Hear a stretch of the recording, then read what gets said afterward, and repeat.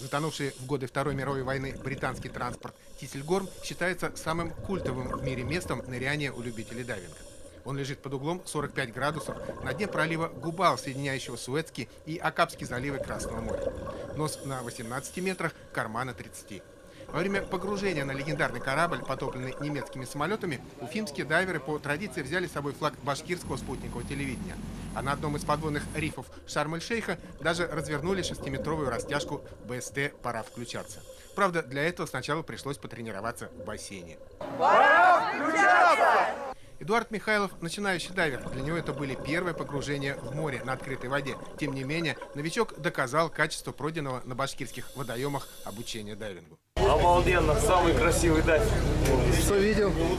Мурену видели, скатов видели, сады коралловые огромные видели. В ближайшее время на нашем канале смотрите новый фильм телепроекта «7 жемчужин», который расскажет о приключениях уфимских и октябрьских дайверов в глубинах Красного моря.